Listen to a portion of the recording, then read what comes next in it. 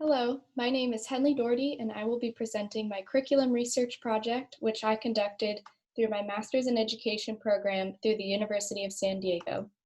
The title of my curriculum research is Scaffolding Through the Student-Centered Writing Conference.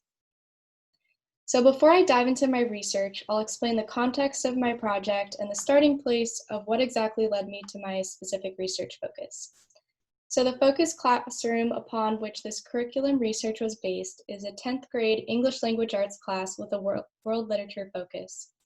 This class is a part of the school's engineering academy, so the students have a personal and an academic focus in the STEM subjects. The class had 33 students and was culturally and linguistically diverse. There were 7 second language learners, 3 students with IEPs, 1 student with a 504, and 6 students that had been identified for GATE. Taking into consideration the needs and interests of my students in this class, I was driven to try to figure out how I could best engage and support my students in learning about writing. So to gain a better understanding of my students' existing knowledge and skill sets, I conducted several needs assessments. I analyzed students' written journal responses to daily warm-up questions, as well as written responses with a rubric based off of a novel that we were reading as a class. I also used a survey to get a sense of students' self-assessed areas of need in writing. And thirdly, through conversations with individual students, I learned about their preferences for learning about writing. The assessment results showed a demonstrated need for more writing support. In particular, 26 of the 33 students self-assessed that they really wanted to improve their writing, and 28 shared that they needed to work on using evidence when backing up their claims in writing. 25 of the 33 total students, through conversations with me, shared that they would like more one-on-one time with the teacher to get writing help. So based on this data, I thought about potential teaching methods that could help support my students' writing.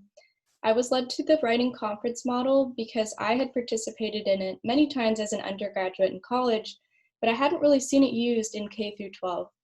I knew it had the potential to provide writing scaffolding, differentiation, student-centered learning, and one-on-one time, so I decided to figure out a way to create a curriculum that could incorporate this pedagogical method.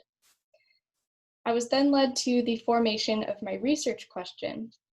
So my question was, according to existing literature, what constitutes best practice when conducting writing conferences to scaffold students learning about writing?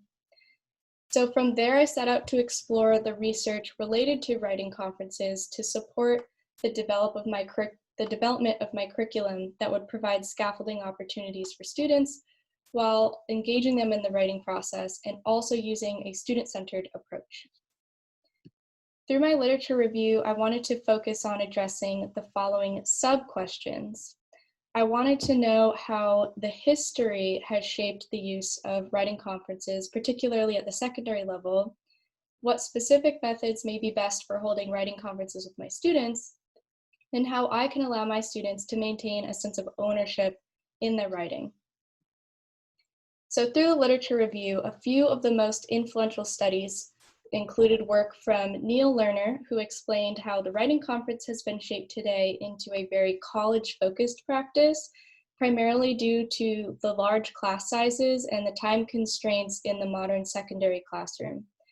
Educational researcher Melissa Francis concluded that teachers should avoid using directives during conferences with students.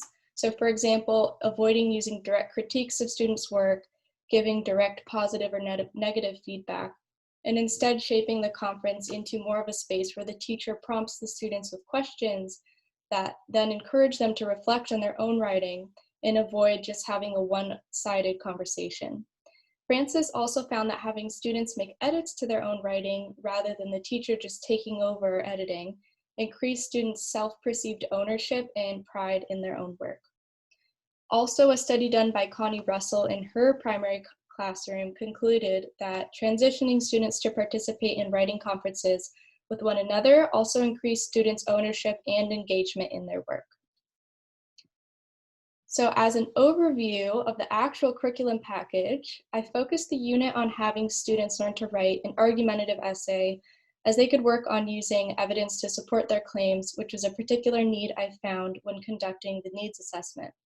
This would also give my students the freedom to choose a current worldly topic that they were passionate about, which was especially important because these students do have a primary focus in STEM subjects, and English may or may not have been their favorite subject. So I really wanted to focus on engagement while also meeting requirements for this being a world literature class. The unit is made up of 10 lessons with daily writing conferences where the teacher would get to conference with approximately a third of the class each day during the first chunk of the unit. The conferences allow the teacher to provide individualized scaffolding for each student, as well as challenges to push those students who may work ahead and need less support. The unit is also designed to transition students from student-teacher conferencing into peer conferencing. So other than meeting specific Common Core standards, the central goals for the curriculum include providing scaffolding opportunities for each student in the class, both with the teacher and between the students themselves. So this curriculum helps support students to strengthen their writing through dialogue and collaboration. The curriculum also aims to lessen the scaffolds over the course of the unit, where through the transition to peer writing conferencing, where students learn to take the lead and they can gain the skill of knowing how to hold a research-backed writing conference that they can then carry with them into the rest of their academic career. So there are two main summative assessments in the unit, one of which is the growth students demonstrate through their writing as measured by the effort they put in to their essay by making revisions to their writing over the course of the unit. The revisions are recorded by students on a tracking document that they use during conferences with the teacher and with other students to help keep track of their writing goals and the edits that they make to their work. There's also a rubric shown here that factors into the summative assessment, as meeting rubric requirements was another observed area of need from the initial needs assessment. Additionally, students are encouraged to publish their work at the end of the unit, and they have the choice to either send it to a local paper, get it published in a school newsletter, or post it to an online blog. So limitations for this project included not being able to conduct more needs assessments to get more specific information about writing from my students due to going into the distance learning transition with the onset of COVID-19.